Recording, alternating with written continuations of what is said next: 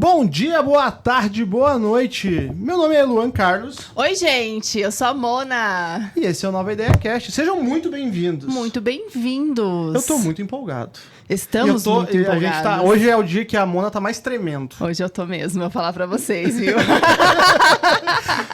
Toda entrevista que a gente faz, a gente tem essas tremedeiras, mas hoje a Mona tá mais tremendo falar que pra Varela vocês, Verde. a pessoa que tá aqui na minha frente é uma inspiração e acompanhei muito o trabalho dele por diversas vezes. Recados especiais primeiro. Bora, vamos lá. Bom, primeiro quero pedir pra vocês seguirem o nosso canal, né? Em todas as redes sociais, Nova Ideia Cast, lá no TikTok, lá no Instagram, no YouTube, no Kawaii e Tamo em também no Spotify. Estamos lá também, então você pode só escutar a gente se você quiser. Ou ver também no Spotify, que agora dá pra ver. Também, Fiquei verdade. sabendo que tem isso. Verdade. QR Code na tela também, produção. A galera que quer fazer um podcast, Mona, estamos num estúdio maravilhoso, como sempre. Isso, gente. Nova Ideia Estúdio. Você pode vir aqui gravar o seu podcast. Aliás, vem aqui só com a ideia. A gente tira essa ideia do papel pra você e vamos colocar aqui você nesse estúdio onde você pode deixar com a sua carinha, personalizado do jeitinho que você quiser. Não só podcast, mas também criação de conteúdo, Lançamento de produto. lançamento de produto digital, assessoria de imprensa. Nós também fazemos essa parte. Então, assim, só vem com a ideia, traz no papel, a gente coloca isso em prática. Por isso que a Nova Ideia... Não. Tá. Como eu falei pra vocês, eu estou muito, muito, muito feliz. Muito também tremendo. Com esse convidado que pra mim também é uma referência. Referência pra mim. E a Mona tem uma puta apresentação desse convidado. Vamos lá, vou apresentar Inclusive, ele. a gente pegou o rolo de papel higiênico pra ler todo o currículo desses Foi mais uma de 30 boa anos. uma pesquisa, hein?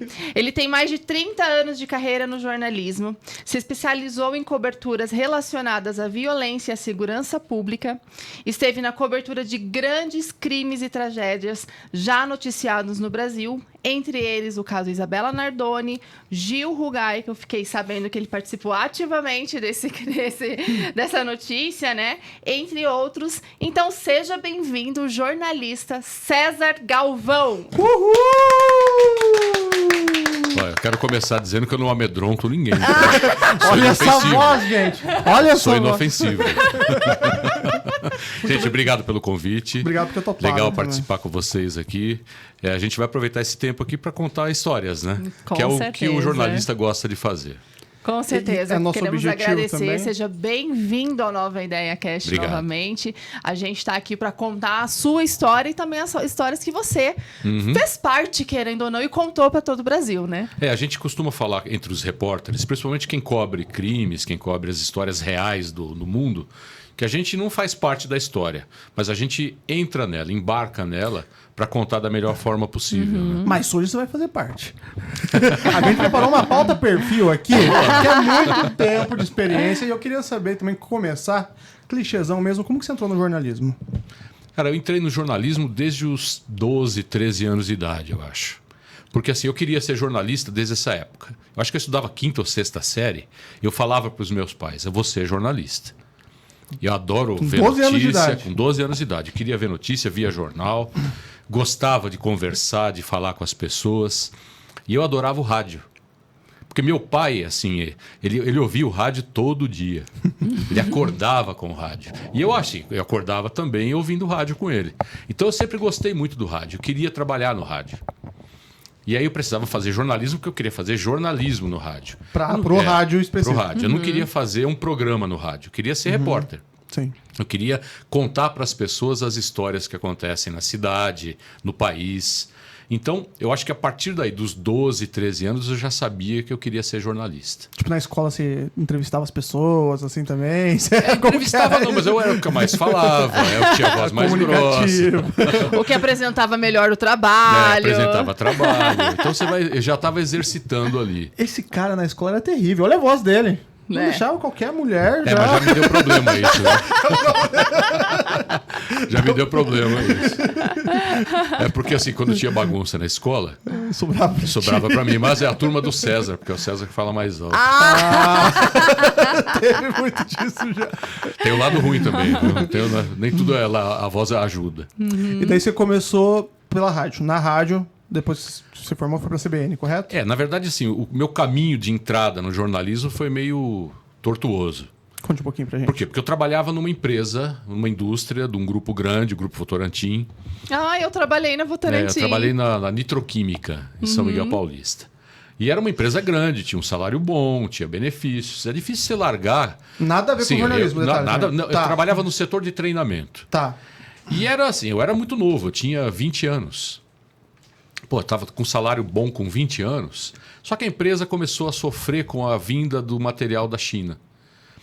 Ela fabricava um produto que chamava Rayon, que na verdade é um fio que produz a seda sintética. Aí começou a ser importada a seda da China por um preço muito mais barato. E a produção foi caindo até um dia que eles começaram a parar a produção. Sim. Então eles demitiram mais ou menos 7 mil funcionários. Nossa.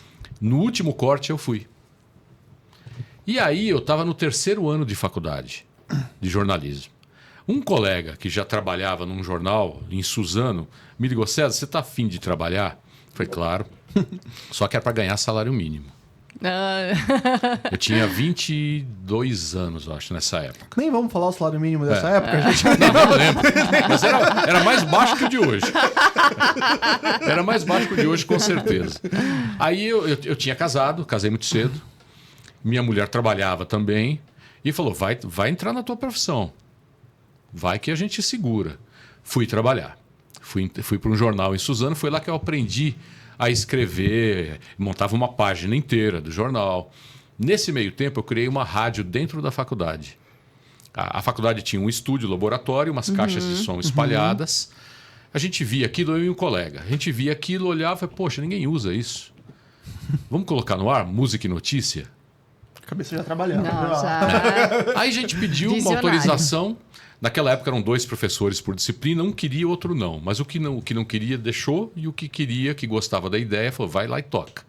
A gente começou a colocar no ar a rádio, meia hora na entrada e meia hora no intervalo. Ela ficava específica na faculdade, assim? Na faculdade, mas ela tinha dentro da faculdade mesmo, num andar. E tinha as caixas de som espalhadas em todos os prédios. A transmissão dela era para dentro da faculdade. Ah, entendi, para faculdade. Legal. Com 2 meses, a própria direção da faculdade já reconhecia a rádio, já pedia para a gente anunciar os eventos, os problemas, as coisas, e a gente foi pro ar. 6 meses depois, o professor que não simpatizava com a ideia, mudou de ideia. Falou, poxa, a rádio foi para frente, até a direção da faculdade reconhece. Então. Vamos fazer o seguinte, vocês a partir de agora não façam mais prova. Vocês mantenham a rádio no ar até o dia que vocês forem embora da faculdade. Para mim, vocês estão aprovados já. Então a gente passou 1 ano e meio, eu e esse colega, só que os outros estudantes não se envolviam muito. Sim. Quando viram o que aconteceu isso com a gente, todo mundo queria participar. Sim. Nesse meio tempo eu já trabalhava no jornal. Aí apareceu em Suzano. Um colega que trabalhava em Suzano comigo e também era da Rádio Metropolitana de Mogi, ele apresentava um programa de 3 horas lá. Esse colega um dia passou mal. Teve que ser internado. Chamou o César. E aí ele falou, olha, não tem quem faça o meu programa, chama o César, que ele trabalha lá na rádio dentro da faculdade, eu acho que ele consegue levar. Eu nunca tinha pisado num estúdio de rádio. E me chamaram, eu fui lá, um programa bem precário, fita de rolo, porque não tinha MD, não tinha nada digital naquela época. Eu sou muito novo. O que é fita de rolo? Eu não sei. Novinho. E aí eu fui lá, sentei e fiz o programa de 3 horas. Caramba. Esse colega ficou afastado 6 meses. Por 6 meses você fez esse programa? 6 meses. Aí eu passei a fazer o jornal e a rádio. Caramba. Aí um terceiro veículo, um jornal de Mogi na época, que tudo isso aconteceu na região de Mogi. Um jornal foi criado e me chamaram para fazer matérias semanais. Comecei a fazer. O jornal ganhou um espaço, me tirou do jornal diário, pediu para eu ficar só lá. Fiquei lá. E fiquei lá e na rádio. Depois de 3 meses, esse jornal faliu. Cheguei para trabalhar, estava fechado, porta fechada. Falei, caramba, e agora? Do nada. Faliu de manhã. Aquele colega que eu fiz o programa, ele já estava na CBN. Da faculdade? Isso, ele estava na Rádio Excelsior, na verdade, que antes era o nome anterior à CBN. E a CBN estava sendo criada, ela tinha 10 dias de vida. E ele soube que tinha falido e falou, César, tem uma vaga de repórter aqui. Quer vir fazer um teste? Faliu de manhã, eu fiz o teste à tarde, na rádio à tarde. No dia seguinte, eu tive que pedir demissão da rádio de Mogi e fui trabalhar na CBN. Caramba. Eu entrei quando a rádio tinha 10 dias de vida. Eu era o repórter mais, Nossa. que a gente chama no jornalismo de foca, né? O mais novato. Sim, O entendi, jornalista entendi. novato, na É a linguagem foca. jornalística, é o foca. Eu era o mais foquinha ali. Olha só. Você viu? História. E só... E passei quase 7 anos na CBN. Nesse meio tempo pintou a TV Manchete também. Foi aí que eu entrei por acidente em TV. Tinha pretensão nenhuma. Acidente é ótimo. Não tinha pretensão nenhuma de ir pra TV. Eu não era um repórter de TV, eu gostava do rádio. Porque o rádio, quando você vai pra rua, você descreve para as pessoas. Vamos supor, está acontecendo aqui um protesto na Paulista, que é muito comum. Na TV, você tá vendo a imagem do protesto. No rádio, não. As pessoas estão te ouvindo em casa, dentro do carro, no trabalho, qualquer lugar. Você tem que descrever para ela, para que ela imagine o que está acontecendo ali naquele local. Tem que ser mais detalhado. Então, eu gostava disso. E a TV eu tinha que brigar com a imagem. Né? Então, assim, eu não tinha pretensão nenhuma. Só que... E a lata na época ajudava também na imagem e tal? Ajudava. Eu acho que sim, porque foi aprovado. Aí, num certo dia, tinha um produtor na CBN que estava fazendo um freelancer, que ele era produtor na TV Manchete, e tinha um editor da rádio que também trabalhava na Manchete. Eles não trabalhavam juntos, mas os dois me indicaram ao mesmo tempo. E a CBN já era do grupo Manchete, do Grupo Não, Globo? do Grupo Globo. Do Grupo Globo. Sistema Globo de Rádio. Tá, entendi. Eu trabalhava CBN e Rádio Globo. Tá, Fiz entendi. Rádio Globo também. Uhum. E aí me chamaram lá. Poxa, 2 pessoas indicaram você. Faz um teste aqui, a gente está precisando de repórter. Fui fazer o teste. Nunca tinha olhado para uma câmera. Eu tremia, você não tinha ideia. Minha mão não parava com o microfone. Duro, não conseguia me mexer. Eu olhava desconfiado. E o teste, colocaram no ar o teste. Era meio que ao vivo. Não, era um teste, uma matéria gravada. Entendi, de matéria Você Mas lembra o mesmo que, que assim, era a não pauta? lembro. Era alguma coisa de economia na época. Economia Eu ainda, cobri economia. né? E aí eu fui, fiz A o inflação teste. da época. Assim, tipo... O diretor falou, olha, você quer trabalhar aqui? Eu falei, eu quero, mas a Manchete estava com seus problemas financeiros. Na época eu não podia deixar. Falei, eu trabalho na CBN. Conversei com a CBN permitiu que eu trabalhasse de manhã na rádio e à tarde na TV. 4 anos e meio nessa vida. Nossa. Eu entrava às 6 da manhã na rádio, na verdade eu não entrava às 6, entrava às 5h30, porque se o apresentador do jornal não chegasse, eu tinha que abrir o jornal. E ia até 9, 10 da noite todo dia. Caramba. Foi Que aí que eu jornada. entrei na TV. E você gostava, assim, era uma parada que você queria Eu fazer? gostava do jornalismo, né? Tá. Sempre gostei de contar história. E quando você está contando história, independentemente do veículo que você trabalha, você conta história. No rádio você detalha um pouco mais, na TV você tem que dividir com a imagem, no escrito, no impresso, que hoje é mais portal, não impresso, é digital, mas naquela época era impresso, você escrevia com mais detalhes. Então são formas diferentes de contar. Mas para um jornalista, o importante é contar a história, né? Sim, sim. Você participou de, como a gente falou, de várias histórias assim que são que marcam a vida do brasileiro. Assim, você lembra assim, no teu início, se teve alguma que você falou assim, nossa, eu estou fazendo parte dessa pauta ou dessa matéria assim que marcou? Porque eu vi aqui que você participou até do impeachment do Fernando Collor. Sim. Antes disso, eu peguei... Quando a CBN começou, quando eu comecei na CBN, a gente vivia aqui uma onda de assassinatos em São Paulo. Caramba. Pra você ter ideia, não sei se vocês Que época que são era da isso? época, 91, 92. Tá. Tava nascendo. Olha. Num final de semana, eram 50, 60 assassinatos. Nossa. Caramba. Então era uma fase muito violenta de São Paulo, o índice de homicídios era muito alto. E era o Collor, presidente também ou não? Ainda Ou não. 90... O Collor foi em 92. 92. Antes do Collor. E aí, assim, todo final de semana, sexta-feira ou na segunda-feira, a gente fazia o balanço dos homicídios, pra você ter ideia. O que eu cobri de chacinas, e cobri indo aos locais. Eu ia até os locais para acompanhar a investigação, para saber o que aconteceu.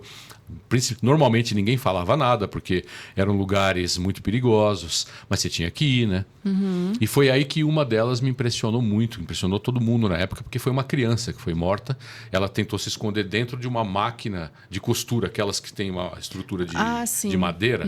Ela tentou se esconder, se proteger. Os assassinos atiraram e ela morreu pondo os braços assim, tentando se proteger. Quando eu cheguei, eu dei de frente com aquilo. Foi horrível. Eu passei uma semana sem dormir ali. Porque Nossa. a casa, um banho Pesado. de sangue na casa. Eram 5 pessoas numa família. Então, eu peguei essa fase violenta, muito violenta, que a gente contava todo final de semana. A gente era obrigado, inclusive, a fazer o balanço da quantidade de pessoas mortas. E aquilo gerava um comentário enorme, né? E nesse balanço, você ia atrás da história dessas pessoas também? Tipo, por que ela... Exatamente. que ela morreu, a gente tentava, né? Porque Uhum. muitas das pessoas que eram vítimas das chacinas, elas não tinham documento, não tinha nada. Você não sabia quem era quem. Naquela época não tinha a forma de identificar como tem hoje, Como que é tem por hoje. digitais. Você tinha que pesquisar a digital de uma pessoa numa sala, que até hoje ela existe na polícia, que ela, naquela época, ela tinha acho que 2 ou 3 milhões de cartõezinhos desse tamanho, com a minha digital, com a Era sua, assim? com a sua. Tinha que pesquisar um por um. Caramba. Então, assim, às vezes uma identificação levava meses. Que uma coisa que hoje se faz em 1 minuto, porque acho que 60% desse banco de dados está digitalizado. Nossa, ainda é pouco, né? É porque é muita é gente. muita gente, É, mesmo. muita gente. Isso só São Paulo. Porque o Brasil não tem um sistema nacional de identificação até hoje. Cada estado tem Cada o seu estado próprio. tem o seu. Agora que está se criando o documento nacional, que vai ser baseado no CPF, que era uma coisa que já deviam ter feito 10 anos atrás, não Sim. sei por que não fizeram. Mas era uma situação bem complicada. Então a gente ia atrás das histórias, mas com essa limitação de não saber quem era quem. E você disse que tanto a rádio quanto a TV foi vários acasos. Você cobriu a primeira pauta como economia, mas repórter investigativo mesmo. Foi um acaso também? Você quis entrar para isso? Você lembra tipo, da primeira reportagem que você fez também como repórter investigativo? Eu acho que é das chacinas. Ah, foi a Que primeira mesmo. É a primeira. E aí depois vão aparecendo histórias, né? E logo em seguida veio a história do Collor. Que não era só o impeachment em si, era uma investigação. É, porque teve um assassinato também, né? Se eu não me engano. Teve o assassinato do PC Farias Do PC depois. Farias Mas depois. antes disso, teve a denúncia do próprio irmão dele, do Pedro Collor. E ele vinha para São Paulo para fazer essas denúncias. Ele ficava, inclusive, no Maxud Plaza, que hoje é um hotel que não funciona mais. A gente fez muitos plantões, dia e noite, lá na porta do hotel, porque ele saía do nada com um documento, com uma informação na mão. Nossa! Então, assim, foi uma época que a gente passou meses ali de plantão. Quando aparecia informação, você tinha que ir atrás, você tinha que investigar, buscar, ir nos locais para ver se batia aquela informação. Isso vai despertando no jornalista o gosto de investigar. De investigar. E aí você termina uma história, poxa, e agora? Aparece outra. Você vai emendando uma história em outra. E aí o repórter que realmente gosta, ele vai atrás. Porque ainda bem que tem repórteres que gostam de outras áreas. Economia, Que política. essa dá mais... Todo mundo me pergunta, poxa, você não gosta de cobrir esportes? Eu falei, não, eu adoro esporte. Eu fui atleta amador, inclusive. Do que você fazia? Joguei vôlei. Jogou vôlei, legal. Mas, assim, cobrir esporte, para mim, era a pior área que tinha. Porque as pessoas veem o jogo, né? Sim. Vê a partida acontecendo. Você não sabe o que é cobrir clube. É um monte de restrição. Você não pode entrar, você não pode passar da porta. Você tem que ouvir só quem Só o que eles clube mandam, indica. Você tem horário lá. Às vezes você tem 10 minutos para fazer a matéria, porque eles tiram todo mundo, você não pode ver nada. E o Horrível. jogador É um que não dia a quer dia, falar também. É um dia a dia Não sabe bem... falar também. O dia a dia do esporte não é fácil. É bem difícil também. Ainda bem que tem gente para cobrir política, economia, cobrir economia. Na manchete eu fazia economia. Ele acabou de falar de uma chacina, que era fácil, então, de esportes. Não é? Porque é diferente você conhecer as pessoas. Porque quando o fato acontece na rua, a rua é de todo mundo. Você vai chegar nos lugares. Você passa a cobrir de uma forma mais rotineira, por exemplo, a violência, em algum momento você vai encontrar com as mesmas pessoas que estavam num caso, estavam em outro. Você passa a formar fonte, né? Sim. E as pessoas acompanham o seu trabalho e passam a te respeitar. Então, chegou uma fase que a informação vinha para mim. É isso que eu ia te As pessoas vinham me perguntar. passar a informação. Ficou mais E fácil. às vezes me pediam informação. Porque às vezes a polícia chega num local, ninguém quer falar com a polícia, mas encosta um rapaz ali no repórter. Olha, eu vi isso aqui. Claro que a gente não vai entregar a testemunha. Sim, sim. Não posso expor ninguém, não posso entregar fonte. Isso é uma prerrogativa do jornalista. Mas eu posso contar a história, por exemplo, para a polícia. Por exemplo, vocês lembram quando mataram um monte de moradores em situação de rua no centro, na Praça da Sé? Eu ouvi falar do Eu crime. acho que eu lembro mais ou Foram menos. 6 mortes. E eram todos Moradores de rua. moradores de rua, infelizmente. E aí surgiu um monte de boatos. Que a polícia... Surgiu informação que eram seguranças da Santa Efigênia, que era polícia. Eu lembro disso. E era polícia. Só que assim, para descobrir, eu andava no centro, andava bastante. E eu tinha algumas fontes, inclusive entre pessoas que moravam na rua. Tinha uma fonte que morava ali debaixo de uma ponte, de um viaduto da 23 de maio, que conhecia todo mundo no centro. Fui conversar com ele e falou: César, vou percorrer, vou andar, vou bater papo. E ele não tinha telefone, né? Eu tinha que encontrar com ele. Ninguém tinha telefone. Então, vamos fazer o seguinte: todo dia a gente se encontra tal hora em tal lugar. E ele foi e descobriu uma pessoa que viu um dos ataques, que era uma moça. E ela morria de medo. Só que ela viu e me contou. Eu fui até ela, fui sem o carro da rádio, fui andando, a gente marcou um lugar no centro ali tranquilo, e ela me contou tudo. O que ela tinha visto, o que ela tinha ouvido, que ela tinha visto viatura. Aí eu falei para ela: olha, você está me contando, eu vou te preservar, não vou dar teu nome, eu vou distorcer tua voz para contar. Mas você sabe que se você contar isso para o pessoal da Homicídios, eles vão esclarecer. Talvez isso ajude a parar os ataques às pessoas que você convive aqui. E ela concordou em prestar depoimento sem que fosse identificada. Anônima. Isso no meio jurídico é chamado de provimento 32. A testemunha não aparece no inquérito. Aparece com outro nome, sem endereço, sem nada. Só o delegado e o escrivão têm acesso a ela. E ela concordou. Eu conhecia o delegado que investigava chacinas, chamei ele e falou: olha, é isso, isso, isso. Eu te ajudo, mas se você proteger a testemunha. Não, tudo bem, topou na hora. Falou: só que você vem até tal lugar, você vem sem carro da polícia, porque ela morre de medo. Foi, contou, esclareceu. Olha só. Descobriu você quem é era. super A gente envolvido, né? a gente ajudou a esclarecer. Eu tenho uma dúvida. Como você era tão envolvido com essas coisas, nunca sofreu tipo ameaça assim de pessoas? Olha, eu sempre fui muito justo. Eu sempre ouvi todos os lados. Sempre deixei muito claro que eu não era parte da história, que eu estava lá para contar a história. Somente. O problema era do bandido com a polícia, da polícia com o bandido e acabou. Claro que uma vez ou outra tinha intimidação. Por exemplo, no Carandiru, Sim. no massacre do 111. Você cobriu ele inteiro. Eu cobri pela rádio. Quando foi 4 horas da manhã do dia seguinte, nós já tínhamos a conta de 80 mortos. Nossa. E aí a gente colocou no ar. No dia seguinte, eu e um outro colega, nós entramos numa parte ali, como se fosse uma praça dentro da antiga casa de detenção. Chamava Divinéia. E lá a gente viu a bagunça que estava, a quantidade de sangue, pedaço de corpos. E a gente descreveu isso. Naquela época não existia o celular. A gente entrava no ar por radiocomunicador, que ficava nos carros de reportagem. E eram frequências abertas, né? Tipo, igual a frequência de polícia. Vamos supor que a frequência da CBN, eu estou chutando, nem lembro qual era. 365. O cara digitava 365 em qualquer rádio, ele falava, entrava na frequência. Descobriram, começaram a soltar discurso, ameaça. Toda vez que chamavam eu e esse colega no ar, entravam na frequência para interromper. Até o dia que nós gravamos as ameaças, os hinos que eles colocavam da polícia, nós entregamos na mão do comandante-geral da PM na época. Falou: olha, teus policiais estão ameaçando a gente. Aí parou. Estranhamente parou. Estranhamente parou. Aí tem os casos menores. Por exemplo, uma vez eu estava cobrindo um caso de um latrocínio no Jaçanã. Pegaram os ladrões.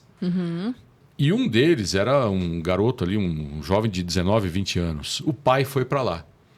O pai, em vez de brigar com o filho, ele veio brigar com os jornalistas. Começou a ameaçar os repórteres. Vocês vão mostrar meu filho, que não sei... Falei: pessoal, calma, deixa ele falar, porque assim, ele está nervoso, é o pai, ele é pai. Não adianta eu ficar brigando com ele. Falei: olha, a gente está respeitando o teu filho, só que ele fez parte. Ele foi preso em flagrante, tem prova contra ele. Eu não estou aqui, eu não sou contra o teu filho. A gente está relatando o fato, é o trabalho do jornalista. O homem se afastou, depois de 1 hora mais ou menos, ele respirou. Acho que ele entendeu que era o nosso trabalho ali e voltou a vir pedir desculpa. Se eu começo a bater boca com ele, Aí você teria um problema. eu teria um problema. Aí... Mesma coisa no começo da pandemia. Quando a gente mostrava tudo fechando, que o comércio tinha que fechar, que era acesso limitado. Uma vez eu fui gravar perto de um mercado em Guarulhos. Estava eu e o cinegrafista. Do nada aparece um rapaz de dentro do mercado gritando querendo vir para cima da gente. Eu falei para o cinegrafista, desliga, não responda, deixa ele gritar. Gritou lá seus 3, 4 minutos, o segurança do mercado vendo, não fez nada, e o sujeito com a camiseta, com o logotipo do mercado, era funcionário. Deixei ele gritar bastante, fiquei quieto. Quando ele cansou, ele amansou e veio falar, mas vocês são da TV, vocês estão mostrando isso? Eu falei, claro que estou mostrando isso. Você deve ter alguém da tua família que pegou Covid. Você deve ter alguém no teu bairro que morreu já por isso. Você acha que não está certo? Ah, mas vocês não vêm falar da periferia. Eu falei, eu estou aqui na periferia, não estou aqui? Você está atrapalhando, inclusive, o trabalho que vai ao ar. Que vou falar da periferia. Se você continuar gritando, eu não vou conseguir concluir meu trabalho. Você gostaria que eu entrasse lá no mercado e começasse a gritar com você no teu posto de trabalho? É o que você está fazendo aqui. Aí o cara acalmou. Extremamente Falei, profissional você, né, César? Você me desculpa. Ele pediu desculpa aquele dia. Falei para ele, você está atrapalhando? Você não está atrapalhando a TV. Você pode até estar xingando a TV, mas você está atrapalhando o trabalho de um cara trabalhador igual você. O cara concordou e parou. E, César, você vê muitos casos, inclusive que você cobriu na época, hoje virando mega documentários, filmes, inclusive teve o filme da Suzane que Richthofen. a Carla Dias fez também. Como que você vê esse trabalho depois de tantos anos ainda repercutindo e sabendo que você estava lá também? Em cima disso, é importante para a galera de hoje saber o que aconteceu? Ah, sim, eu acho que assim, as pessoas perdem a memória muito rapidamente, né? E esses casos são mais antigos. Tem casos, por exemplo, você fala, por exemplo, o caso do Gil Rugai. Tem muita gente mais jovem que não lembra dele. E é importante esses casos virarem documentário, virarem algum novo material, para que as pessoas que não acompanharam na época tenham a chance de saber a história criminal, né? Sim. O que se falava 20 anos atrás, 25 anos atrás. Como que era a cobertura. Até para os estudantes de comunicação. Nossa. Porque é o mundo uma deles aula. hoje é totalmente diferente do que era 20 anos atrás. Nós tínhamos a mídia tradicional, jornal, rádio e TV. Hoje, qualquer pessoa grava alguma coisa na rua com o celular, põe na rede social, virou, entre aspas, Notícia, informação. Muitas coisas são ruins, são mal apuradas, mas vira notícia. Então, a carga de informação que as pessoas recebem é muito maior. Então, elas têm que aprender a filtrar. E se elas quiserem saber como que foi lá atrás, o que repercutia, são esses trabalhos que vão mostrar para elas. Certo. Não somente no investigativo, mas aqui a gente está gravando dia 3 hoje? 3. Dia 1º teve o Ayrton Senna. Sim. Agora que muita gente cobriu. E você vê ainda pessoas falando sobre Ayrton Senna, tipo, jovens falando dele também, que às vezes nunca viu uma corrida, nunca conheceu. Então, essa importância também da informação antiga para essas pessoas novas, assim, né? Sim. Mas você vê, por exemplo, no TikTok, cortes do Ayrton Senna ainda de corrida, fala-se ainda de um ídolo brasileiro, que nunca vamos ter um ídolo igual a ele. Como que você vê esse acesso à informação hoje? Tá mais fácil? Tá mais difícil? O acesso está muito mais fácil. O problema é a qualidade da informação. Antigamente não tinha... Não, porque você tinha antigamente você tinha um Não jornalismo. se falava de fake news, né? Você tinha um jornalismo profissional. Inclusive, a grande maioria dos veículos era obrigada a contratar jornalistas diplomados, com registro profissional. Sim. Eu tenho meu registro profissional em carteira. De pouco mais de 15 anos, o próprio Congresso tirou a obrigatoriedade do diploma.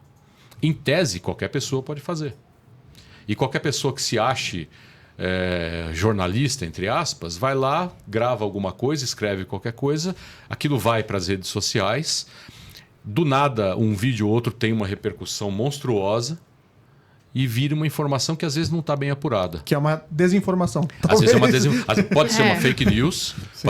pode ser maldosa para tentar manipular as pessoas, pode ser um erro de informação realmente, uma falha de apuração, e as pessoas vão tendo cada vez menos informações bem apuradas. Elas recebem informação fragmentada. Isso não é bom.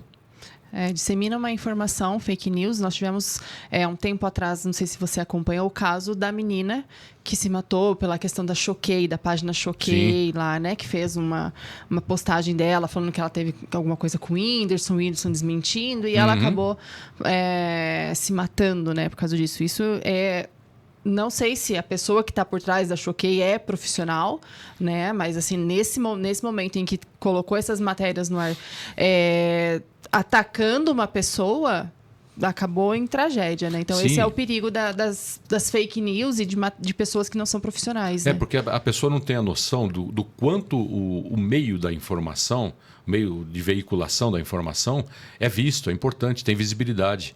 E o impacto que tem isso. Por exemplo, tem um caso muito pior ainda do que esse, o caso da mulher que foi morta em Guarujá, porque falavam que ela tinha roubado uma criança.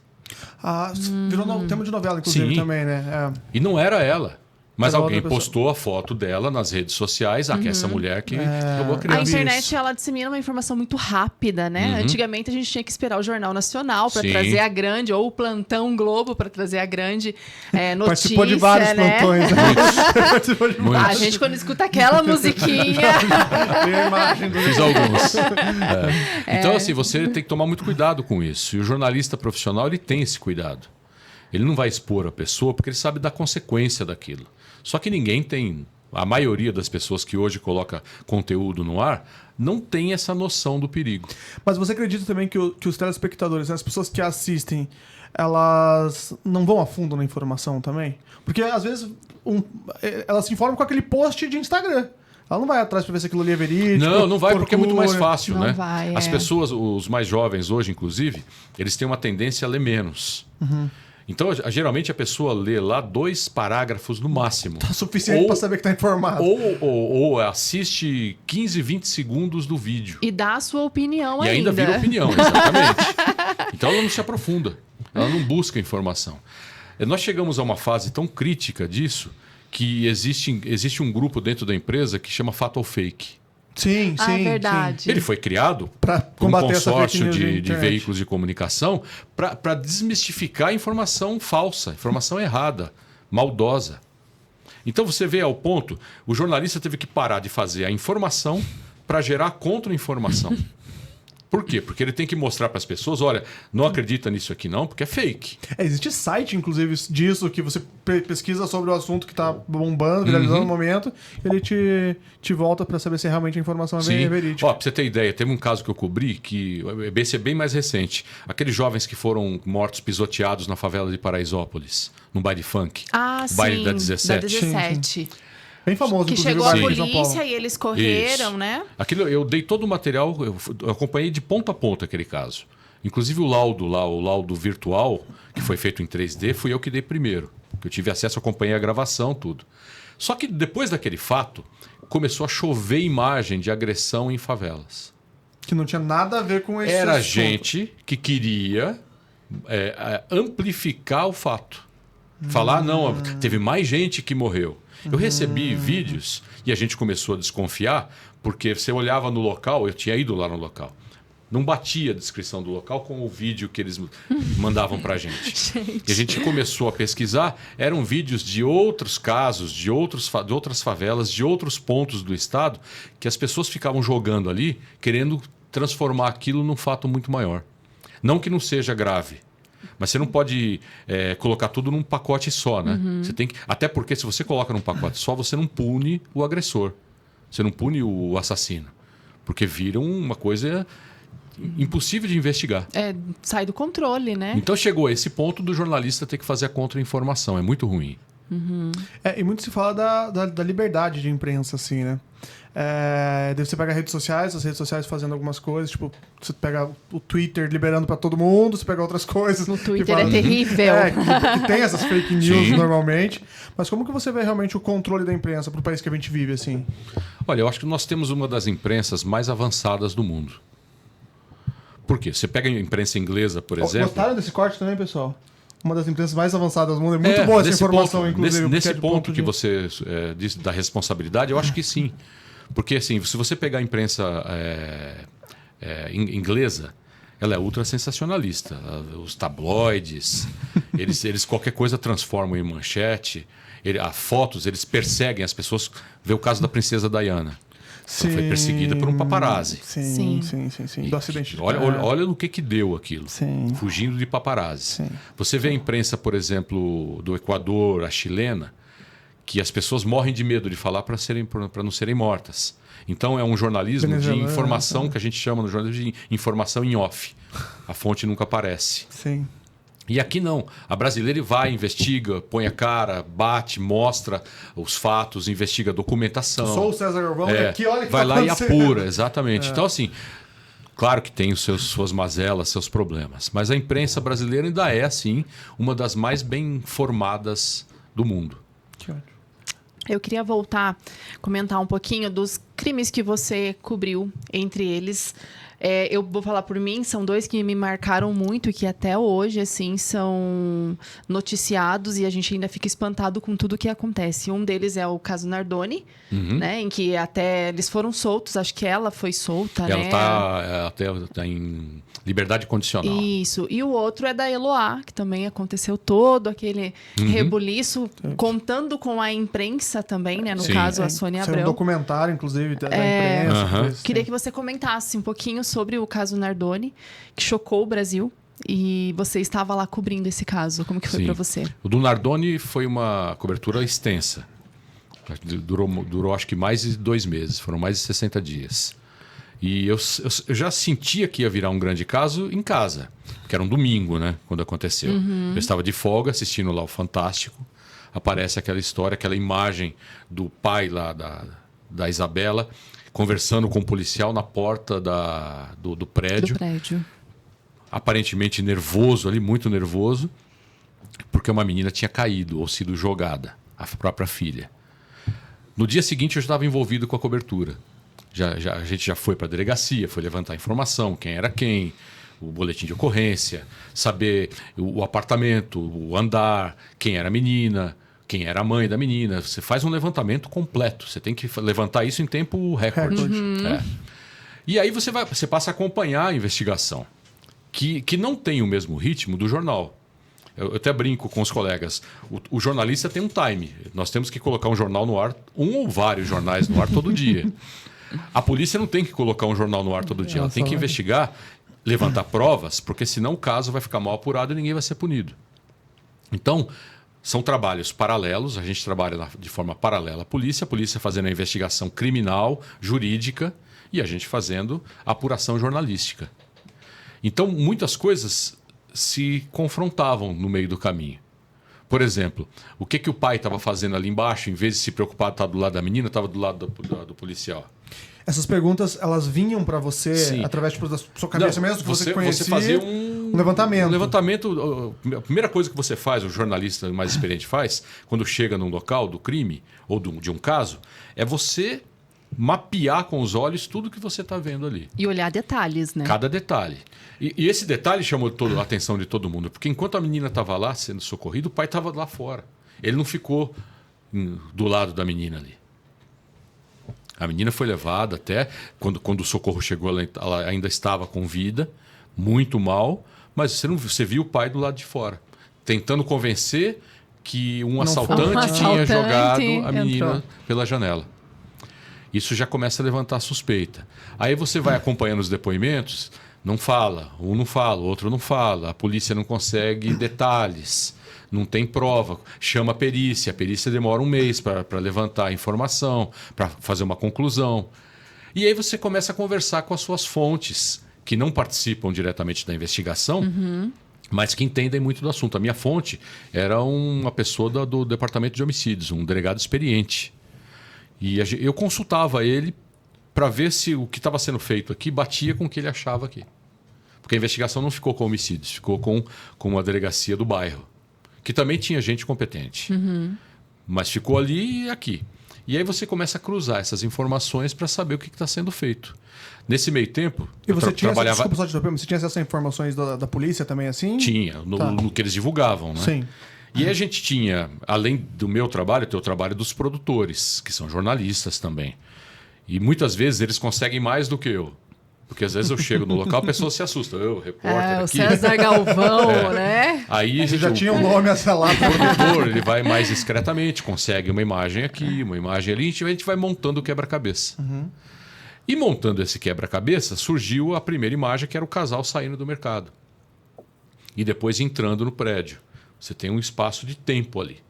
Você mede aquele tempo. Opa, já tem a hora que o casal chegou. Tanto que ficou o comportamento das crianças, do casal ali nas câmeras do mercado e a chegada à casa. Aí você tem o horário do crime, que está descrito no boletim de ocorrência. Você cruza esse horário da chegada com esse horário. Nossa. São 11 minutos e meio. Piteco aqui já não serve. E aí você fala, poxa, em 11 minutos e meio aconteceu tudo isso?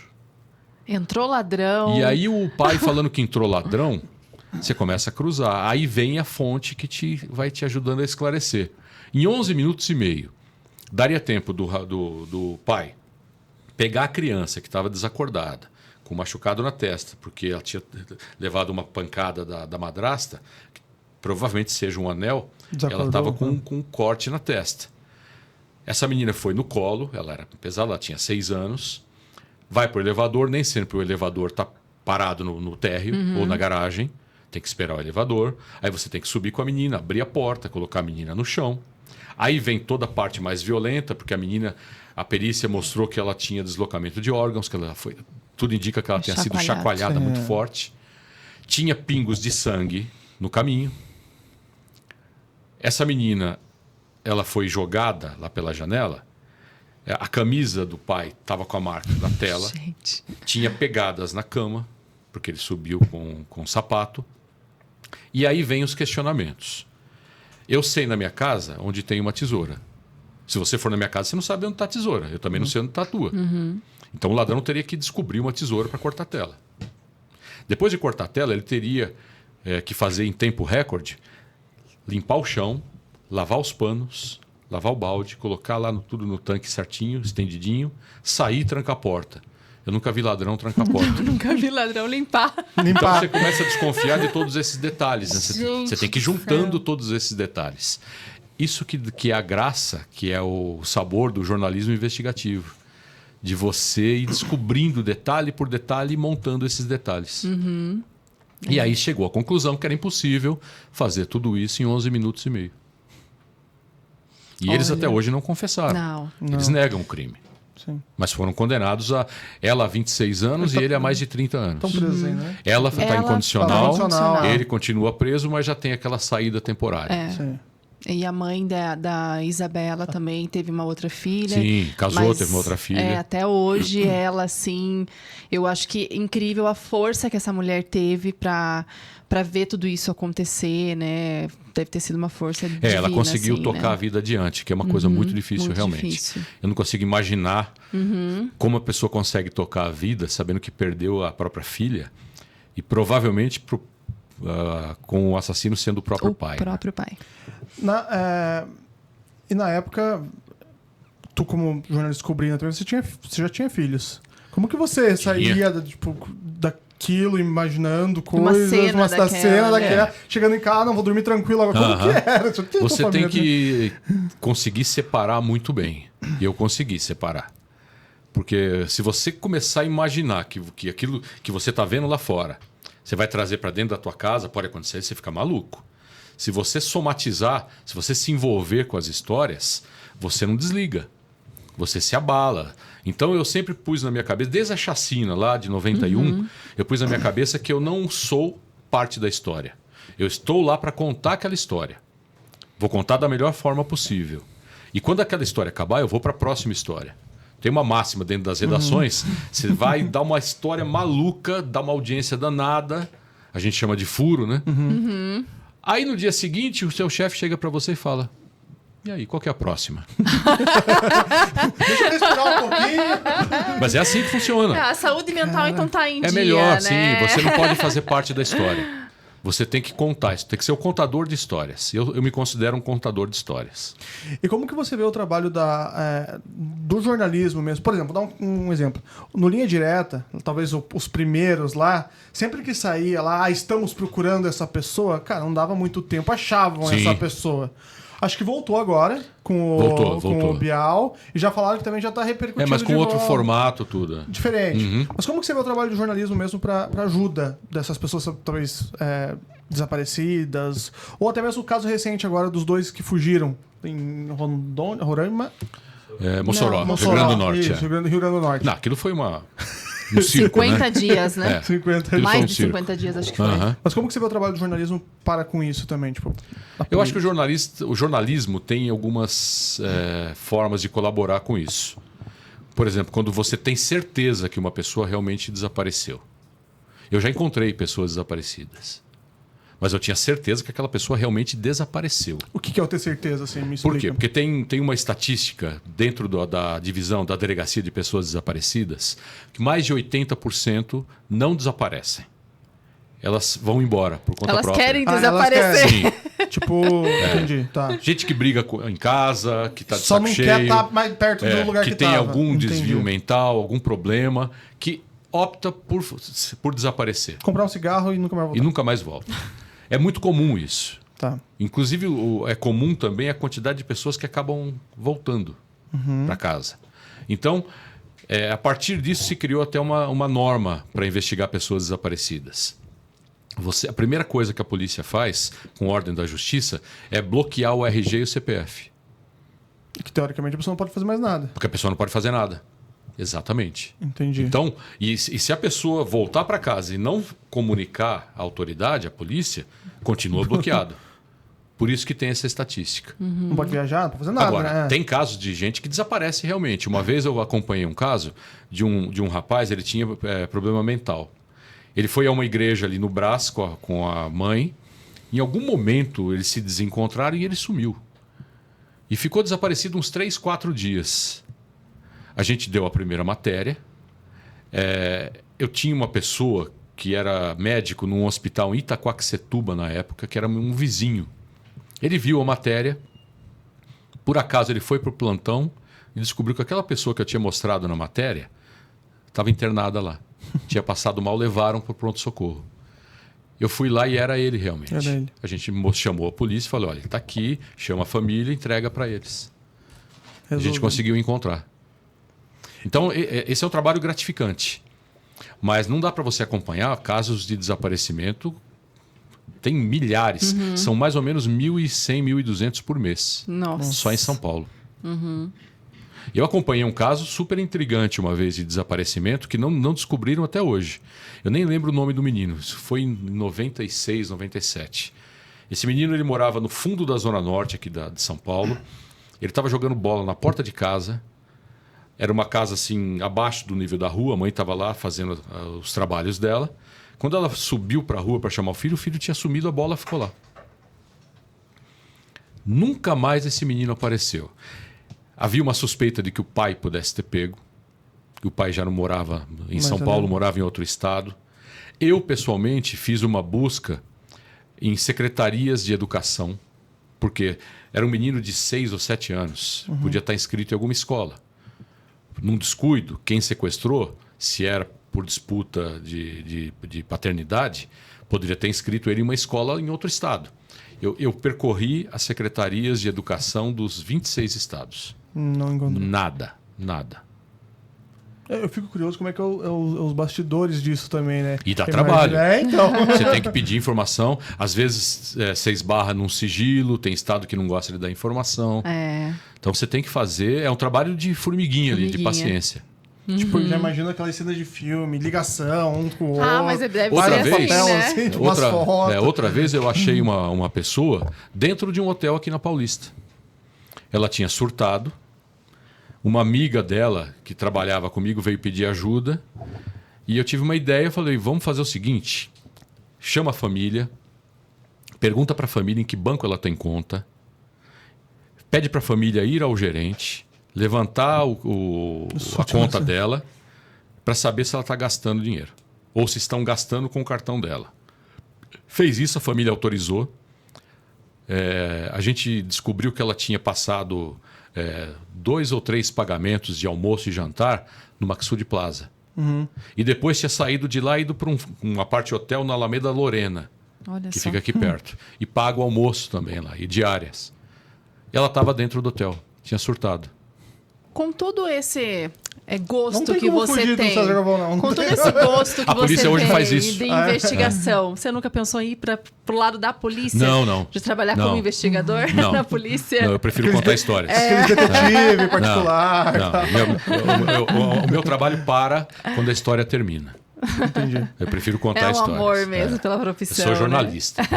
Eu até separo. Eu procuro nem usar muito a expressão investigativo por isso. Porque eu acho que a investigação é da polícia. Sim. O jornalista apura. Ele mais apura do que investiga. Tem alguns casos que você se aprofunda e investiga, mas na maioria das vezes você apura, você não investiga. Quem tem que investigar é a polícia. Eu queria voltar um pouquinho também para falar do caso Eloá, onde foi um sequestro, né? E nós tivemos muitas... A gente assistiu... Eu convivi, eu estava acompanhando, né, no momento que estava acontecendo. Também a gente viu o documentário que teve. Sim.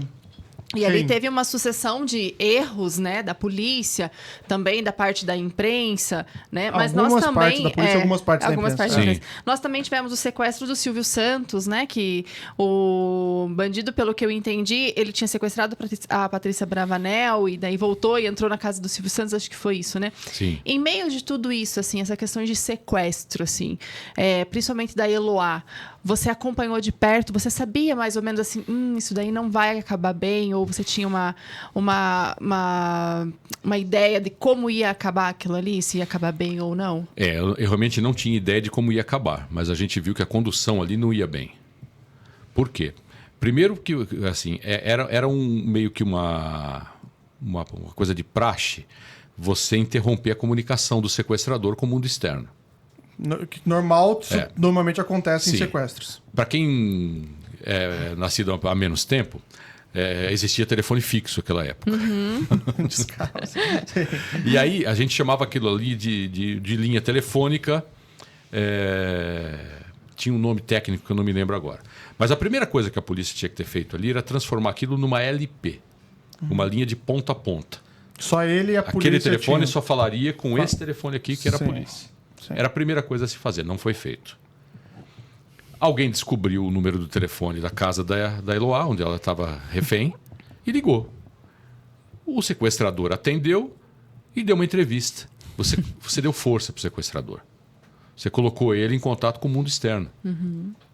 Isso é uma coisa que a gente nunca tinha visto. Quando um fez, todo mundo se questionou, e agora? E aí alguns veículos foram embarcando nisso. Começaram a ligar e dar voz para o sequestrador. O sequestrador passou a dar coletiva por telefone. Ali já foi o primeiro erro. Aí depois você teve o fato do sequestrador liberar a menina de 15 anos. Liberou. Só que a menina voltou porque convenceu a polícia que poderia levar algo para ele, ele puxou a menina de volta. A polícia entregou a vítima de volta para o sequestrador. Mais um erro. A gente viu tudo isso também. Negociava mal. Tinha muita gente negociando. Ali era o negociador oficial da PM, que é o correto, que era do GAT, mas também tinham promotores e advogados. Foram 5 dias, né, 5 César? dias, 100 horas de sequestro. Nossa. E aí, para piorar o desfecho, foi quando não tinha mais o que fazer, e aí eu estava naquele dia, aquela tarde lá, era perceptível que ia acabar mal. Todo mundo cansado? Não, porque tinha todo esse pessoal negociando que eu descrevi. Os advogados saíram de perto do apartamento. O promotor saiu de cabeça baixa. Quando o policial recuou, é porque não tinha mais conversa. Eu estava com a minha equipe, eu pedi a equipe de um outro colega e alertei as outras equipes: gravem, vai acabar. Daí foi quando a polícia entrou. Deu 5 minutos, a polícia entrou, porque achou que não fosse encontrar resistência. Eles não avaliaram que o sequestrador, Lindenberg, tinha bloqueado a porta. E eles levaram 45 segundos para desbloquear a porta. Nesses 45 segundos, ele atirou na Eloá. Tempo suficiente para atirar na Eloá. Para piorar, uma outra parte da invasão foi por uma escada que colocaram na janela. Um erro de cálculo, a escada ficava abaixo da janela. Gente do céu. E o policial teve dificuldade para escalar e subir. É verídico tudo isso que a gente está vendo? Porque a gente tem até locais, mas como que você acha que aconteceu? E por que aconteceu tudo isso, do jeito que aconteceu? Foi um erro de condução. Como que eram os bastidores disso, assim? Porque devia ter gente, tipo, informada igual tu, assim, que tava, tipo, cara, diz que não tá certo, que não tem como... Então, mas nessa hora, o olhar externo é sempre melhor. Porque você está vendo, você não está lá envolvido com a coisa, você está vendo de fora. Aí te permite fazer uma análise um pouco melhor. Porque a gente assistindo pela TV, a gente falava, cara, não é normal isso. Só que quem está lá negociando não ouve. E não quer ouvir. Porque ele acha que a negociação é dele. O refém é dele. Você acha que vai um pouco de ego também? Também pode ser. Eu sou profissional, mas tem eu essa fiz coisa isso, assim, né? não vamos envolver ninguém. Nós resolvemos aqui. E quando você não ouve, você deixa de captar ideia. E se deixar de captar a ideia, corre o risco de dar errado. Sim. Foi o que aconteceu. Batata. Olha, conversar com alguém que estava lá em algo que eu acompanhei tanto. Hoje em dia, inclusive, assim, eu não tenho feito tanto material de violência, até para descaracterizar um pouco. Porque depois que eu saí da TV, a gente montou um canal, né, no YouTube. Ah, a Sim, gente sim. quer falar O disso canal também. César Galvão. tá? Então a gente dá casos também policiais, mas dá assuntos de outras editorias. A gente mostrou, por exemplo, a cobertura da morte do Ayrton Senna, Então, como foi Curiosidades, o trabalho né? do jornalista de rádio, fotógrafo, jornalista de TV, eu que estava no helicóptero. A gente mostrou uma série sobre Tietê, coisas que as pessoas não imaginam que aconteçam dentro do Rio. A gente foi lá e mostrou. A gente até navegou no Tietê. Como é o nome do canal? César Galvão. César Galvão. Uhum. Então tá presente nas redes sociais também. Como é navegar no Tietê, então? Conta um pouquinho pra gente. É Eu interessante. sei que a galera vai ver o vídeo lá agora no canal do César, mas conta pra gente essa É experiência. interessante. Inclusive, foi a pergunta que eu fiz Máscara pro de piloto. oxigênio. Não, a gente não usou. Não usou porque a gente tinha que gravar, tinha que conversar. Sim. O cheiro é terrível. E a gente pegou uma fase que não tinha chovido fazia mais de uma semana. Então, o nível do rio estava baixo, porque tinha perspectiva de chuva. A gente aprendeu até isso, como eles controlam o nível do rio para chuva. E estava muito carregado, né? De esgoto, porque não tinha água corrente circulando. Mas era interessante porque a gente tem uma outra visão lá de dentro daquele barquinho. Que as pessoas que estão fora passando de carro, olhando do alto de uma ponte, não tem. Que é a vegetação, no meio daquele esgoto ter vida ainda animal. É uma coisa absurda. Você Tem achar vida que animal? Tem famílias e famílias de De ratos. capivara. Não, você não vê. Tem famílias de capivara enormes. Caramba. Uma variedade de pássaros lá, que a gente não tem ideia. Tem peixe cascudo, que sobrevive ao esgoto. Ao esgoto. Tem tartaruga. Nossa, ninguém imagina. E tem gente morando na margem. As paredes de concreto tem uns vãos. As pessoas ficam ali, montam ali uma barraquinha e vivem ali. Tomam banho ali e tudo. Então, é Só uma coisa no que canal ninguém, do César é uma pra coisa ver que tudo ninguém isso. vê. E a gente foi mostrar como que eles administravam o rio. Como que era controlado, se era de forma eletrônica, se eles, quando tem perspectiva de chuva, previsão de chuva, o que eles fazem para não transbordar. Tem todo um estudo que eles usam ali, foi bem interessante. E a gente foi mostrar as barragens também, que são usadas para controlar a vazão e o nível do rio. É muito comum você passar na rodovia Ayrton Senna, sentido Mogi, e ver uma torre. Parece uma torre de aeroporto. Eu passava ali e falei, o que é isso, né? Para que tem uma torre aqui de aeroporto? E é uma torre que controla a barragem. Lá de cima eles controlam tudo. Inclusive uma eclusa que eles usam para subir o nível do rio naquele ponto e entrar com barcos de manutenção de ferramentas. Eu nunca tinha visto. Curioso. Fui lá, Muito a gente foi, curioso. eu e o meu filho, o Gabriel Galvão, que ele é o cinegrafista, o editor e finalizador. Trabalhando E em me ajuda a família produzir. agora, né, César? E ele tá vendo coisas que também não via. Que demais, que E demais. se a gente está gostando é legal, porque o público também tem dado um retorno legal disso. A gente põe as matérias no ar, dá lá... A que dá menos deu 98% de curtida. Nossa, que... Todo mundo gosta Todo do mundo material gosta do porque material. se identifica mas com sabe coisas que não fazer vê. também, né? Mas então, deixa eu te perguntar, você tem ainda... Temos chances, depois de você conseguir fazer um canal e você contar histórias ainda, temos chance de te ver novamente na TV? Ah, chance sempre tem, né? Você gosta muito Eu, por também, exemplo, né? depois que eu saí da Globo, alguns meses a Record me convidou para reproduzir o caso do Gil Rugai, para um programa, um documentário que eles têm apresentado no streaming deles e que também passa uma matéria mais resumida no programa de domingo deles, o Domingo Espetacular. E eu fui lá contar como é que foi o julgamento. Porque eu participei de todo o caso também. Eu Foi cobri no de ponta a julgamento ponta. também, Inclusive, você deu pistas da onde poderia estar a arma do crime, né? Eu dei uma dica, eu tinha assim, uma dica, noção de onde ela poderia estar, e eu falei para um delegado, falei, olha, tá numa calha. Não estava Mas como exatamente que na chegou a calha. informação? Porque assim? eles tinham procurado a arma em tudo quanto é lugar, não tinha achado. Eles tinham a certeza já que era do próprio filho. Onde escondeu a arma? Se ele não quis se desfazer da arma, ele escondeu em algum lugar. Ele não morava com o pai, que tinha produtora no Pacaembu. Morava aqui na região da Paulista, da José Maria Lisboa, se eu não me engano. Ela podia estar na calha da própria produtora ou podia estar na calha do prédio, que não estava na calha, estava na caixa de esgoto. Mas estava lá. Tava próximo, Tava sim. lá. E tem uma coisa mais legal desse caso, porque eu cobri desde o primeiro dia também.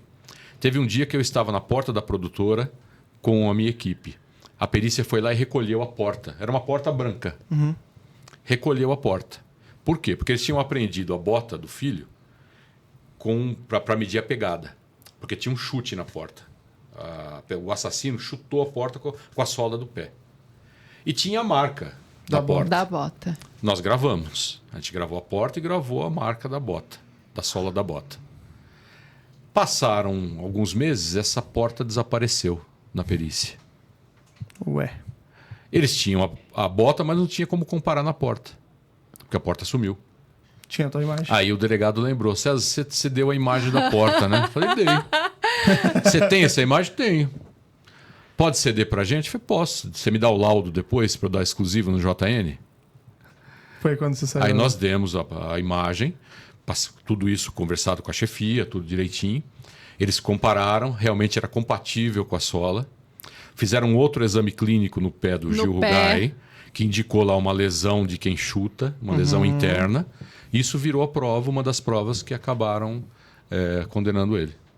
E como que é só jornalismo? Não tem jornalismo, como, né? Não é, né? Mas quais são, Uma coisa então... você tem que ser detalhista, né? Quem gosta dessa área, você não ganha por dar uma informação exclusiva só. Porque às vezes está todo mundo cobrindo o mesmo fato. Você consegue se destacar pelo nível de detalhe. 1 ou 2 detalhes a mais fazem uma diferença enorme num caso desse. Você vai ver a mesma matéria em tudo quanto é TV, vai ouvir em todas as rádios, vai ler nos jornais, nos portais. Mas se você der algum detalhe, o seu trabalho vai se destacar. E você vibra com isso, né? É lógico. Você vibra internamente, assim... Não... A gente fala que o olho do jornalista brilha quando ele consegue uma informação. Chegou uma fase da minha carreira que eu chegava nos locais onde tinha acontecido o fato, onde tinha a imprensa inteira cobrindo. Às vezes eu chegava depois dos colegas porque demorou. Pegava trânsito, alguma coisa. E eu chegava lá, já tinha um grupo de jornalistas. A hora que eles olhavam, o César Galvão veio pra cá, tem coisa aí. Eu não tinha nada. Eu peguei trânsito na 23 de maio. Demorou. Mas tinha essa coisa, César tá aqui porque tem coisa boa.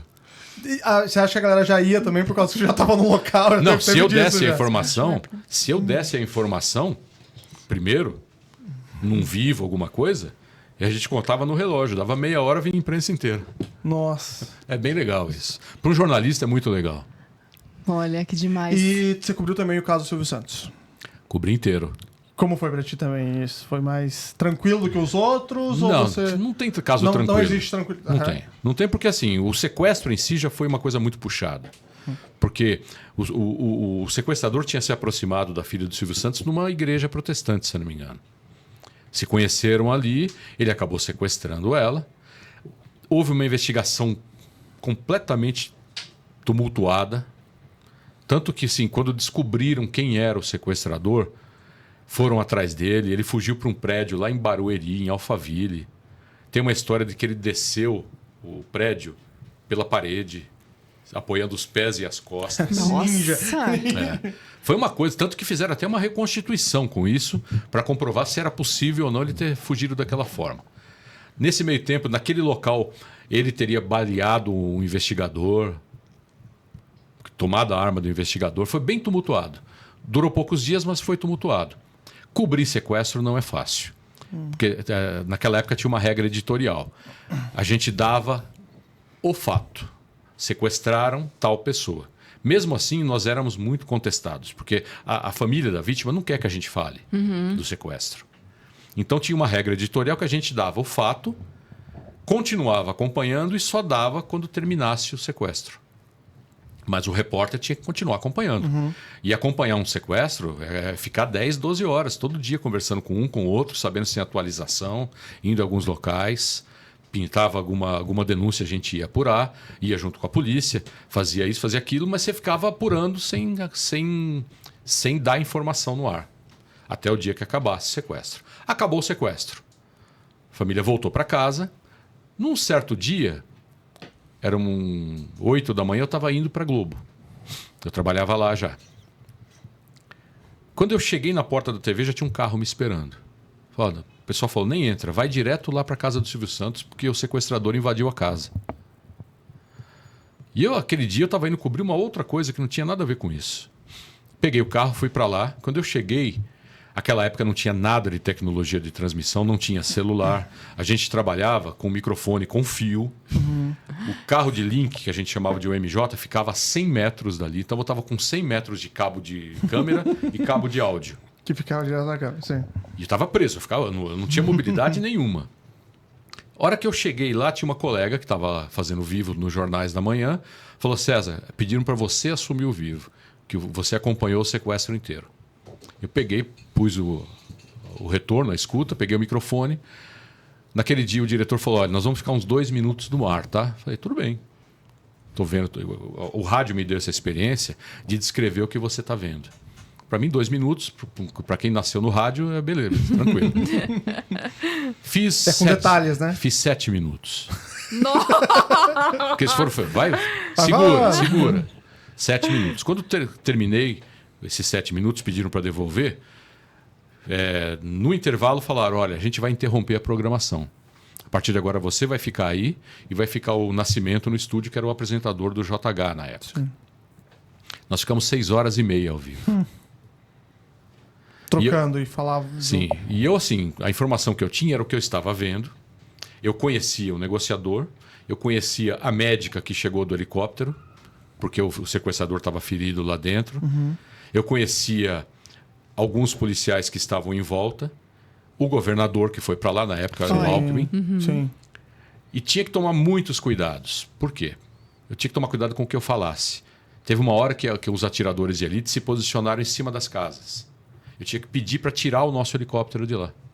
Por quê? Porque se o sequestrador visse que tinha atirador nas casas, ele podia matar a família inteira. Eu não podia falar e a imagem não podia mostrar. Então você tem que pensar muito rápido essa hora, para você não colocar ninguém em risco. Nossa. E eu tinha uma pessoa que trabalhava naquela época para a família, que era um policial civil, e ele não participava da negociação, porque era a PM que negociava, era o GAT. Mas ele tinha acesso ali até perto da negociação. Então, de vez em quando, ele ia lá, via o que estava acontecendo, chegava para mim e contava, está acontecendo tal isso. E com isso eu ia trabalhando a informação. Eu ia trabalhando a forma de descrever o que estava acontecendo. Durou 6h30. Quando terminou, pediram que eu ficasse ali. Eu estava muito cansado, debaixo de sol, sem comer, sem beber água. Eu tomava copinhos d'água que os colegas traziam. Você vai fazer a primeira matéria do JN. Foi minha primeira matéria. Aí eu achei por onde o sequestrador invadiu a casa. Ele cortou uma cerca elétrica e pulou. Fiz a minha passagem ali, que é a hora que o repórter aparece. Essa foi a minha primeira matéria do JN. Nossa, que marcante, né?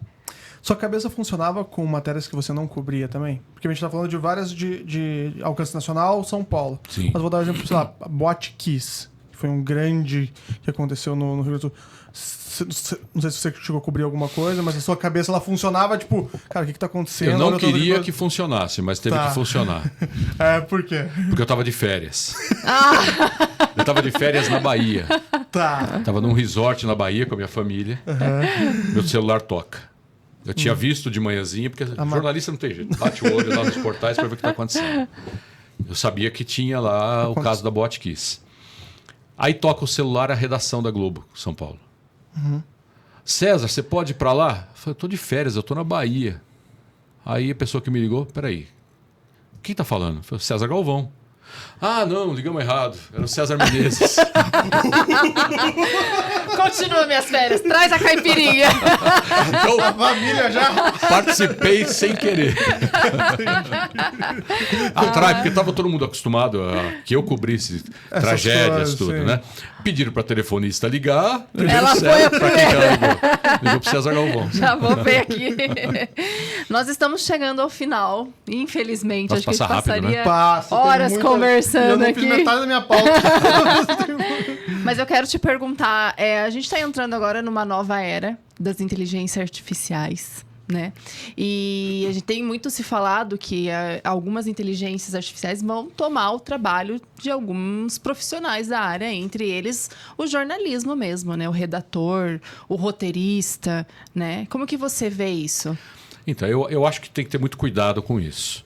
A inteligência artificial pode ajudar muito nas pesquisas, mas ela não pode tomar o lugar de profissionais. Por quê? Quando você escreve uma cabeça de matéria, quando você escreve... A cabeça é a chamada da matéria. Sim. Quando você escreve uma nota ou uma informação, você tem um estilo de escrever.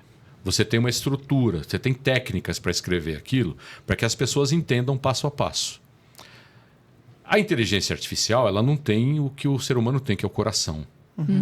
Fala que vai muito vai colocar o coração para escrever. Ela não tem. Ela vai emoção, escrever de uma né? forma técnica, científica, e vai despejar a informação ali. Então, se a inteligência artificial tomar o lugar das pessoas, tudo vai ficar muito mecânico. E tem um outro fato da inteligência artificial que as pessoas se esquecem. Ela produz conteúdo a partir de conteúdo que foram inseridos por outras pessoas nas buscas, nos sites que acumulam informação. Ela faz um catado de tudo aquilo e transforma, junta tudo, peneira e monta uma informação. Sim. Mas ela faz com base no trabalho que um humano já fez. Então tem que ter essa consciência. Ela pode ajudar em muitos processos, mas não pode tomar lugar das pessoas. Porque se o dia que ela tomar, se colocar a inteligência artificial no lugar do jornalista, do repórter, do redator, vai ficar muito mecânico.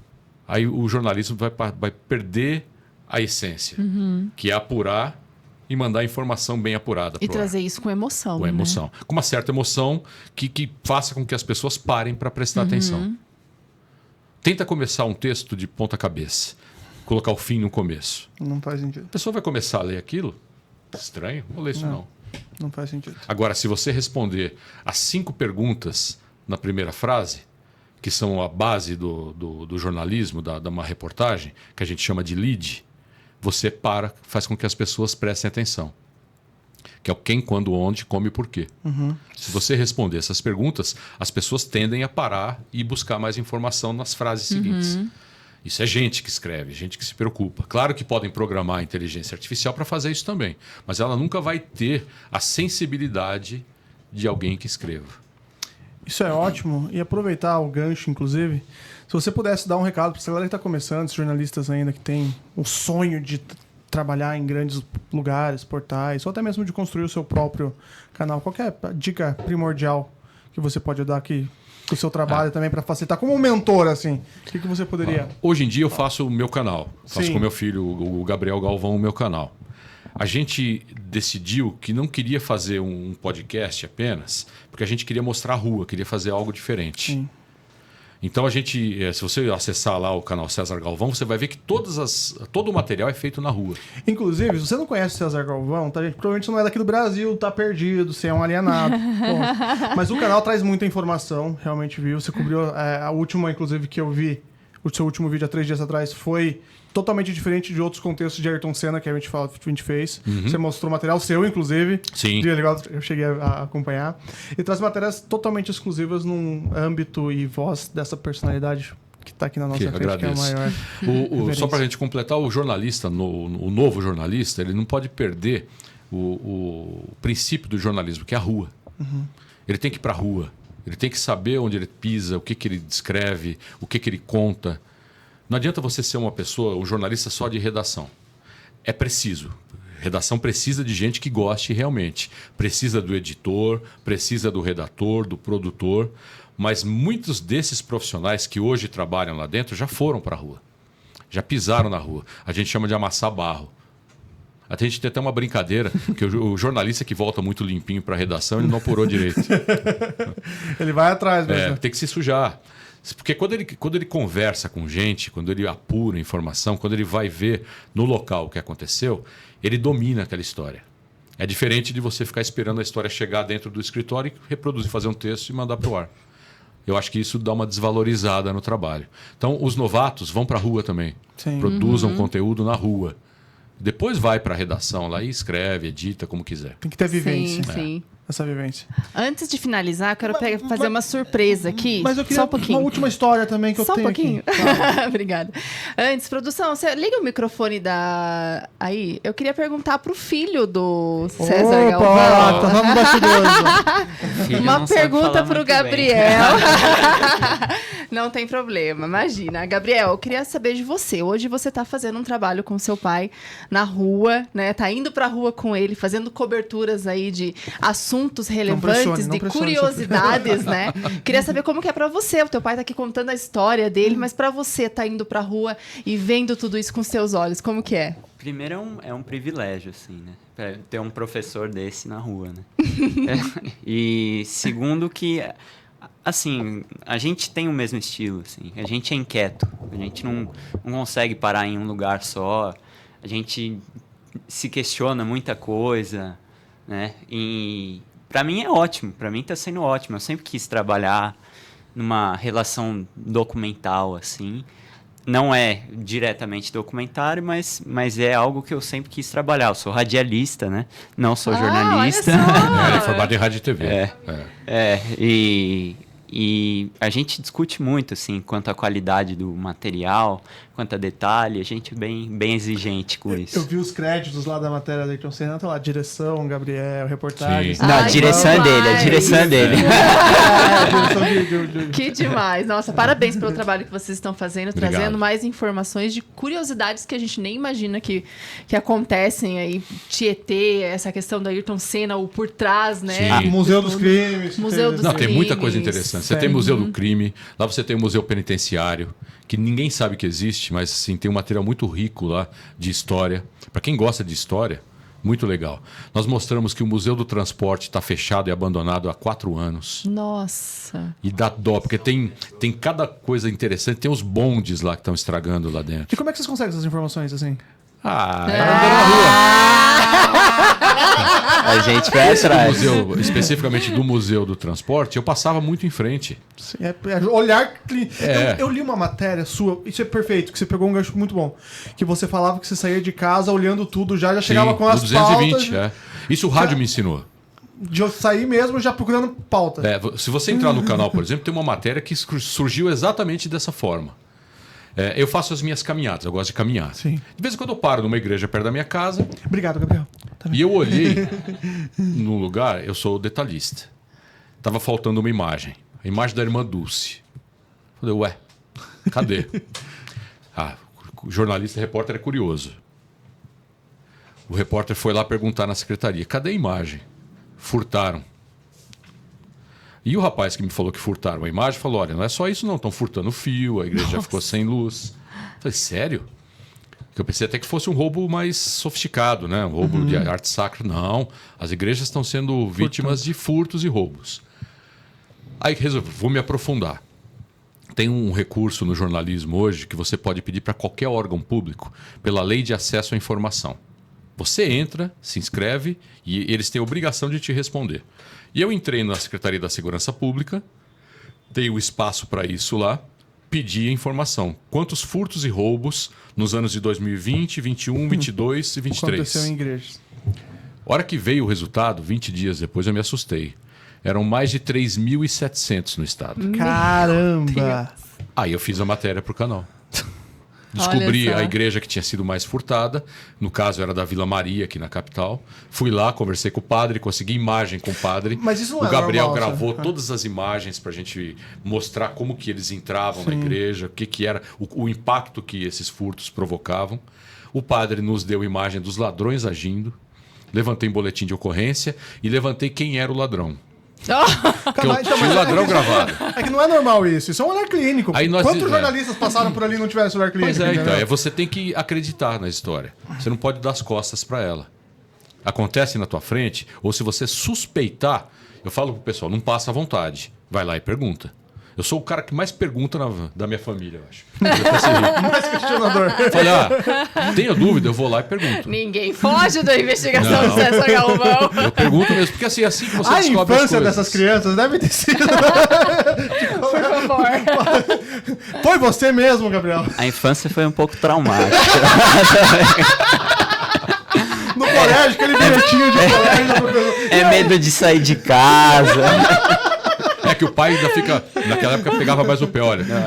Não vai em tal lugar, não sai com tal pessoa, cuidado com tal horário, cuidado com o celular. Por quê? Porque eu via tudo aquilo acontecer, né? Sim. É natural de eu falar pra eles que, olha, toma cuidado porque é isso. Tal lugar é assim, assim, outro lugar é assim, assim. Ele fala, pô, você não posso ir pra lugar nenhum. Não, eu falo pra ele, hoje eu falo isso, né? Pô, eu prefiro nem saber, deixa acontecer as coisas, que senão eu vou ficar até ansioso pra sair de casa. Ai, gente, eu Foi muito ficaria bom, horas. eu Acho que foi também. o nosso episódio mais Vamos fazer longo. uma parte 2? Marcar uma parte 2 por pra contar favor. mais umas histórias. Tem a do Maníaco do Parque também, muitas Sim. histórias ainda que dá pra falar. Mas a gente vai deixar pra uma parte 2 mesmo. Sim, gente. Recebemos César Galvão. Suas Nova redes Ideia também, né, Cast, César? Por favor. Suas redes Sim. sociais, como que a galera te segue? O Galera te YouTube é acompanha? César Galvão. Boa. Só colocar César Galvão lá no busca que vai aparecer o nosso canal. No Instagram, cgalvão1, _, repórter. Tá. No X, cgalvão1. Tem um outro? TikTok. TikTok. É César Galvão 1. Perfeito. Tudo junto. Perfeito. Todas as redes Perfeito. sociais. E as nossas, dona Mona? Eu sou Monadom Oficial no Instagram e Monadom no TikTok. É só lá que eu tô. Só lá. Só. Eu também. Só tô nos dois. Sou o Eloan Carlos. E esse é o Nova Ideia Cast E é em isso. todas as redes sociais. Pessoal, e César Galvão, muito obrigado. Muito obrigada. Eu que agradeço Fiquei pelo muito convite feliz de aqui. você De verdade receber o nosso mesmo. convite, de você É bem aceitar legal o nosso convite. conversar, explicar o trabalho. Muita gente às vezes não entende o trabalho do jornalista, né? Mas a gente está sempre focado ali em dar informação. É isso. É, eu fico curioso, tipo, você saiu de casa e veio pra cá, você não achou nenhuma pauta também por aí. Não, Nesse meio tempo de vir pra cá. hoje não.